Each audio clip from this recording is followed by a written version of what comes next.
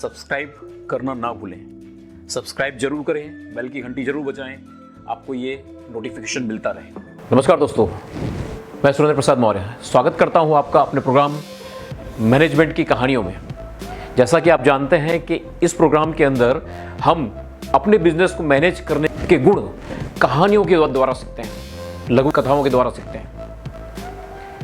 हम इसके अंदर वैसे गुण जिसको सीखने के लिए पूरे दिन के सेमिनार होते हैं, उनको बहुत छोटी मधुर कहानियों से सीखते हैं। और हाँ, अगर आपके पास भी है कोई कहानी जो मैनेजमेंट सिखाती हो तो आप हमें हमारे नंबर 9737773355 पर लिख कर भेजिए, व्हाट्सएप कीजिए। अगर आपकी कहानी पसंद की गई तो हम उस पर भी वीडियो बनाएंगे और आपके नाम के साथ में प्रसारित किया जाएगा। आज की हमारी कहानी है मुन्ना सिंह टिकट नहीं लेता। इससे हम सीखने वाले हैं जो पिछली प्रोसेस में हमने देखा, पिछली का हमने कहानी में सुना था, देखा था, सीखा था। इशू मैनेजमेंट प्रोसेस का पहला स्टेप आइडेंटिफिकेशन ऑफ इश्यूज। आज हम सीखेंगे एनालिसिस, उस प्रोसेस का दूसरा स्टेप। इशू मैनेजमेंट प्रोसेस का दूसरा स्टेप इशू एनालिसिस। ये कहानी हमें एनालिसिस करना सिखाएगी। आज की हमारी कहानी का पात्र है मुन्ना सिंह और दूसरा पात्र है अपना विजय। विजय आज बस ड्राइवर है। उसकी बस चलती है जिसके अंदर वो पैसेंजरों को लाने ले जाने की सेवा देता है। हमेशा की तरह आज विजय दोबारा अपनी बस लेके निकला है सुबह। रोज की तरह लोग बस में, कुछ लोग चढ़ रहे हैं, हर स्टेशन पर चढ़ रहे हैं, कुछ लोग उतर रहे हैं। कुछ भी नया नहीं है, लेकिन एक घटना हुई। बस एक कुश्ती स्टेशन के पास पहुंची, कुश्ती केंद्र। उस जगह का नाम था कुश्ती केंद्र। और वहां से एक पहलवान टाइप 6.5 फुट का आदमी, नाम मुन्ना सिंह, कद काठी पहलवानों जैसी, बलिष्ठ बाहें, रुआबदार चेहरा, बस पर चढ़ा। बस में चढ़ते ही उसने ऐलान किया, मुन्ना सिंह कभी टिकट नहीं लेता।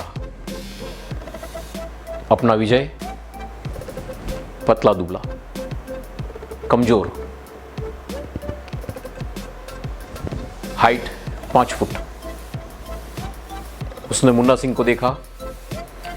उसकी इस बात का बहुत बुरा लगा, बहुत गुस्सा आया।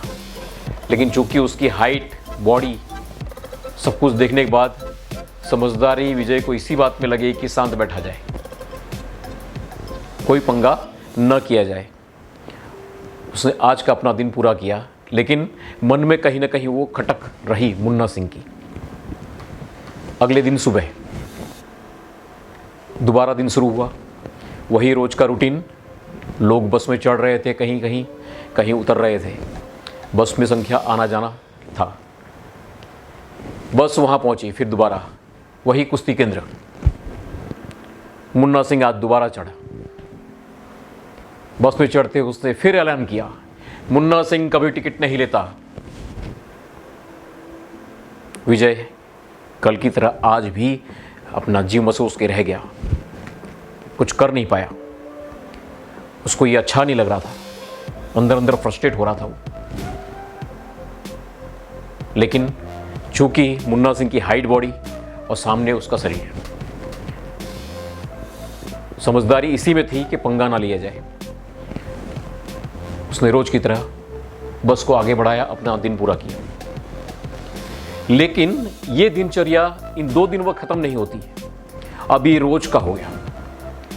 रोज विजय बस लेकर जाता उस कुश्ती केंद्र से, वहां वही पहलवान मुन्ना सिंह बस में चढ़ता और रोज ऐलान करता, मुन्ना सिंह कभी टिकट नहीं लेता।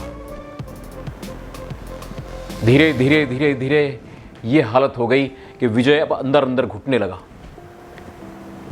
उसका क्रोध दिन पर दिन बढ़ते जा रहा था। उसकी रातों की नींद हराम हो गई, और रातों की नींद उसकी हराम हो गई। ये सब का प्रभाव उसकी तबीयत पे पड़ने लगा। वो धीरे धीरे कमज़ोर होने लगा और कमज़ोर हो। जब उससे नहीं रहा गया तो अपनी इस समस्या को उसने अपने दोस्त के साथ में शेयर किया, बताया, अपने दोस्त को बताया कि मेरे साथ में ऐसा हो रहा है जो मुझे खाया जा रहा है अंदर अंदर, मैं इस चीज़ को बर्दाश्त नहीं कर पा रहा हूँ, लेकिन चूंकि मेरा शरीर इतना मजबूत नहीं है तो मैं कुछ कर नहीं पा रहा हूँ। उसके दोस्त ने सलाह दी कि एक काम करो, वो कुश्ती का पहलवान भले है लेकिन तू कराटे सीख सकता है, जूडो सीख सकता है। तू उतना पहलवान नहीं बनेगा लेकिन जूडो कराटे से कुश्ती वाले को हराया जा सकता है। विजय को विचार जच गया। अब उसने अपनी तैयारी की, मैं जूडो कराटे सीखूंगा। मानसिक तौर से उसने अपने आप को मजबूत किया और फिर ट्रेनिंग स्टार्ट हुई। ट्रेनिंग के अंदर करीबन 6 महीना बीता। 6 महीने के समय में विजय ने अपने आप को कराटे के हर दाव पेच के से तैयार किया। धीरे धीरे जैसे जैसे उसकी ट्रेनिंग चलती जा रही थी, वो अपने आप के अंदर उसका कॉन्फिडेंस बढ़ते जा रहा था, उसका आत्मविश्वास बढ़ते जा रहा था, उसके दाव पेचों में उसके हाथ बैठते जा रहे थे। और एक दिन ऐसा आया जब उससे आत्मविश्वास हो गया कि अब मैं अपने इस जूडो कराटे की कला से मुन्ना सिंह को हरा सकता हूँ। करीबन 6 महीने के बाद, जबकि इस 6 महीने के दरमियान भी मुन्ना सिंह का वही रवैया रोज का था। मुन्ना सिंह बस पे चढ़ता था और चिल्लाता था, मुन्ना सिंह कभी टिकट नहीं लेता। लेकिन अब 6 महीने के बाद में परिस्थितियां बदल चुकी थी। विजय कराटे का चैंपियन बन चुका था। आज वो घर से अपना मूड बना के निकला था कि आज मुन्ना सिंह को तो टिकट लेने ही पड़ेगी। बस सुबह निकली। आज उस दृढ़ निश्चय में था।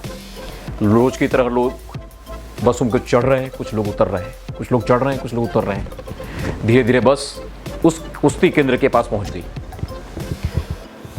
अब उस कुश्ती केंद्र से मुन्ना सिंह बस में चढ़ा रोज की तरह, और बस में चढ़ते ही उसने ऐलान किया, मुन्ना सिंह कभी टिकट नहीं लेता। लेकिन आज तो दिन विजय का था।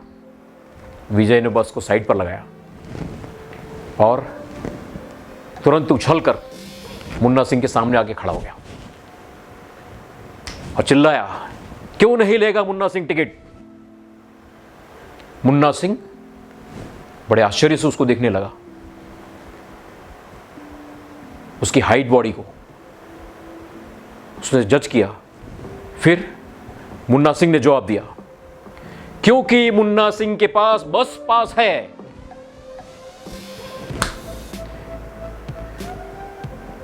विजय ने पूछा था, क्यों टिकट नहीं लेगा। मुन्ना सिंह ने कहा कि मुन्ना सिंह के पास बस का पास है। क्योंकि बस का पास है इसलिए मुन्ना सिंह टिकट नहीं लेगा। अब बारी थी विजय की। इस कहानी से हमें क्या सीखना है? हमें यह सीखना है कि आप इशू को एनालिसिस करो। बिना एनालिसिस किए आप उसके समाधान को मत ढूंढो, क्योंकि शायद हो सकता है कि इशू कुछ और है, आप समाधान कुछ और ढूंढ रहे हैं। इसलिए इशू मैनेजमेंट प्रोसेस के अंदर जो दूसरा स्टेप है, पहला है इशू आइडेंटिफिकेशन, दूसरा है एनालिसिस। जब समस्या आई है तो वो सही में क्या समस्या है, किस तरह की समस्या है, उसका एनालिसिस करो। कितनी गहरी समस्या है, एनालिसिस करो। फिर बाद में उसका समाधान।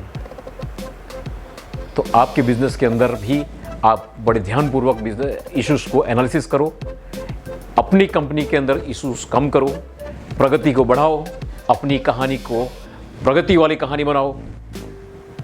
आपको याद होना चाहिए, वह जवानी जवानी नहीं जिसकी कोई कहानी ना हो। खुश रहो, तरक्की करो।